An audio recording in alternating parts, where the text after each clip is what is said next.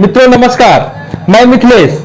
आज हम बांका जिला का रदौन प्रखंड आए हुए हैं। यहाँ मिलाते हैं आपको एक चर्चित शख्सियत से, शिवपूजन सिंह से। आपको बता दें कि इनका कार्य क्षेत्र बहुत व्यापक है, शिक्षा प्रेमी है, सामाजिक कार्यकर्ता के रूप में जाने जाते रहे हैं। आपको हम मिलाते हैं। सर, आपका स्वागत है। नमस्कार। नमस्कार। सर, हम जानना चाहेंगे आपका कार्य क्षेत्र क्या क्या है?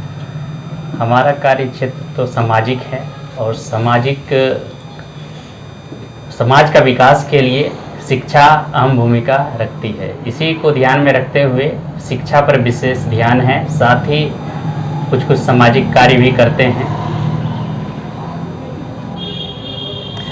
सर, समाज को सुखी संपन्न विकसित करने में आपकी नजर में क्या क्या चीज होना चाहिए? समाज को सुखी संपन्न करने के लिए सबसे पहले तो समाज में मनुष्यों का शिक्षा से लैस होना। कोई भी समाज अगर शिक्षा से लैस है तो वो पिछड़ा नहीं रह सकता है। तो इसलिए शिक्षा तो मूलभूत ज़रूरत है। शिक्षा से ही समाज आगे बढ़ सकती है। साथ ही आपसी समरसता ये भी बहुत मायने रखती है। क्षेत्र के बच्चों के लिए आप कुछ आशा की किरण के रूप में देखते हैं। आप व्यवहार में से कैसे अमल में लाते हैं और क्या करते हैं आप? बच्चों को आगे बढ़ाने के लिए बार बार मोटिवेट करते हैं कि देखिए कि आपके माता पिता अच्छा शिक्षा हासिल नहीं किए, अच्छे पोजीशन को प्राप्त नहीं किए, जिस कारण से कि उनकी स्थिति क्या है। आप यदि कोई चीज़ चाहते हैं खरीदना तो आपके अभिभावक देने में सक्षम नहीं होते हैं। आप यदि चाहते हैं कि हम शहर में जाके अच्छी पढ़ाई करें तो उनके पास समस्याएं होती है आर्थिक रूप से। यदि आप पढ़ाई अच्छे से करते हैं और अच्छी जानकारी हासिल करते हैं तो आप किसी भी फील्ड में जाके बेहतर करियर बना सकते हैं और आप अपने घर परिवार के साथ इस समाज को भी आगे बढ़ा सकते हैं। हम देखते हैं कि आपका कार्यक्रम विविध तरीके से चलते रहता है हर हमेशा। ये चाहे वो यातायात जागरूकता हो या अभी कोरोना काल में देखे पर्यावरण संरक्षण हो, तरह तरह की आप कार्यक्रम चलाते रहते हैं, जागरूकता कार्यक्रम।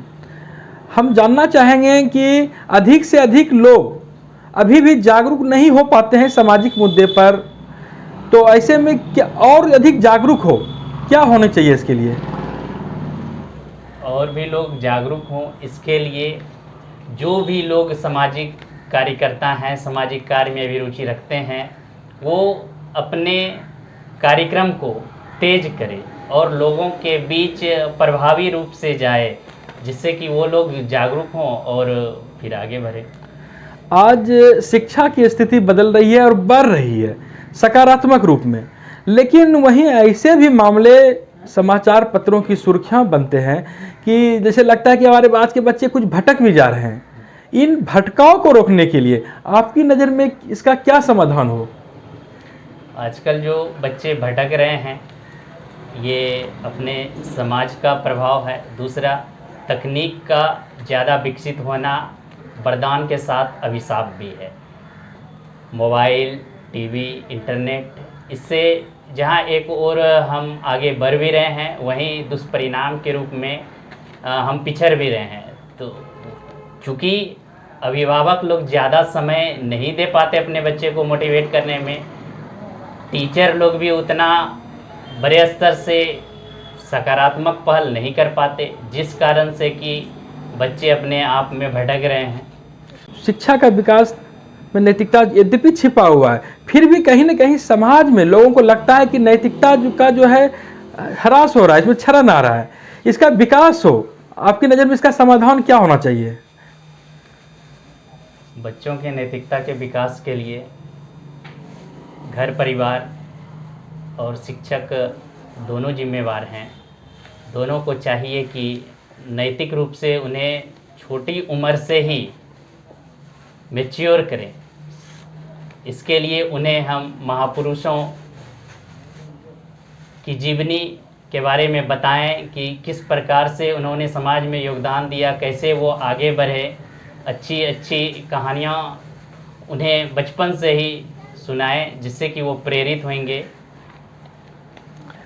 कुछ बच्चे को विशेष करके ग्रामीण क्षेत्र के बच्चे जो कि पहली पीढ़ी के ऐसे होते हैं कि जो मैट्रिक पास करते हैं, ऐसे ही बच्चे होते हैं, या ऐसे बच्चे होते हैं जो आर्थिक रूप से समृद्ध नहीं हो पाते हैं, उनको कोई राह दिखाने वाला नहीं होता है कि वो मैट्रिक कर गए या इंटर कर गए उसके बाद आगे क्या करें।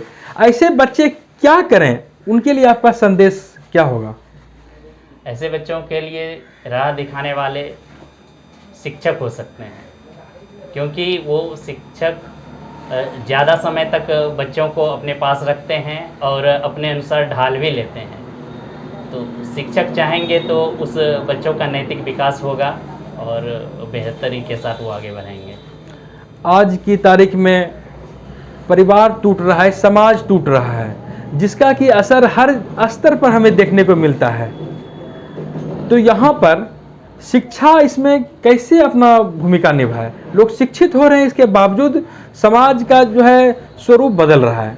आप क्या कहेंगे इस संदर्भ में? किताबी ज्ञान का भंडार रहने के कारण और किताबी ज्ञान बढ़ा लेने से ही हम समाज में बेहतर नहीं कर सकते हैं। समाज के लिए आपको अभ्यास भी करने की ज़रूरत होती है। समाज में जो घटनाएं घटती है या फिर समाज में जो गतिविधि होती है उसमें सहभागिता वो भी एक मायने रखती है। आज तकनीक के विकास ने हमें मजबूर किया है, अपने समाज से दूर किया है, अपने घर परिवार से दूर किया है। तो इस चीज़ को लेकर हम लोगों को पहल करने की ज़रूरत है कि तकनीक का उपयोग सदुपयोग हम लोग करें, उसका दुरुपयोग ना करें। इसके लिए हम लोगों को पहल करने की ज़रूरत है। सर, आपके द्वारा हम बच्चे को ये संदेश देना चाहें कि आप क्या संदेश देंगे? आज बच्चे मोबाइल का ज़्यादा से ज़्यादा यूज कर रहे हैं। अब मुझे लगता है कि उसका उपयोग सदुपयोग के साथ साथ दुरुपयोग भी हो रहा है। बच्चे मोबाइल का कैसे इस्तेमाल करें और किन क्षेत्रों में इसका लाभ लें, उनके लिए आपका हम संदेश बच्चों के लिए मेरा संदेश यही है कि बच्चे अच्छी जानकारी, वो पढ़ाई से संबंधित जो भी ज़रूरतें हों, और एक समय के साथ, ये ना कि बहुत देर तक, ज़्यादा देर तक यदि आप मोबाइल चलाते हैं तो रेडिएशन का खतरा रहता है, माइग्रेन की बीमारी उत्पन्न हो रही है, और निद्रा, रात भर बच्चे चलाते रहते हैं मोबाइल, जिससे कि तनाव में आ जाते हैं, मानसिक स्थिति ठीक नहीं रह पाती है।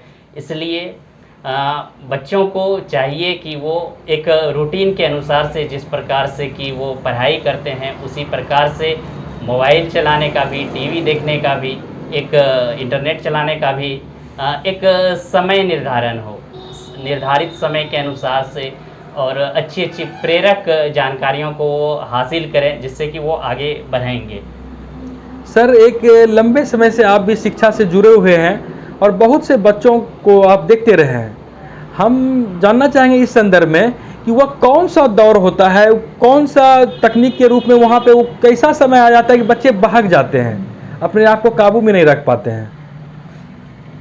बच्चों के लिए तो पहले तो ज़्यादा उम्र में बच्चे तेज होते थे, तो वहाँ पे बिगड़ने की संभावना होती थी। लेकिन अभी का जो समय है, बच्चे 9 साल 10 साल में ही उस रास्ते को पकड़ लेते हैं। और चूँकि अभिभावकों का और शिक्षकों का उस ओर जो उन्हें मिलना चाहिए सहयोग, वो अपेक्षित नहीं मिल पाता है। विशेषकर गार्जियन जो कि ज़्यादा देर बच्चे को अपने पास रखते हैं, कहीं ना कहीं वो भी इंटरनेट से, मोबाइल से चिपके रहते हैं, टीवी से चिपके रहते हैं और अपने बच्चे को समय नहीं दे पाते हैं। दूसरी बातें ये है कि आज के दौर में पैसे कमाने के होड़ में भी यानी अभिभावक लगे हुए हैं, जो कि अपने बच्चे पे विशेष ध्यान नहीं दे पाते। उन्हें लगता है कि एक संस्थान में हम भर्ती कर दिए बच्चे को, अब वो टीचर की जिम्मेवारी है, वो पढ़ाएंगे, और इस प्रकार से वो अपनी जिम्मेवारी से छुटकारा पा लेते हैं। और दुष्परिणाम के रूप में ये आता है कि बच्चे हमारे बिगड़ जाते हैं और वो अपेक्षित विकसित नहीं। आपने समय दिया सर, इसके लिए आपको बहुत बहुत धन्यवाद। नमस्कार।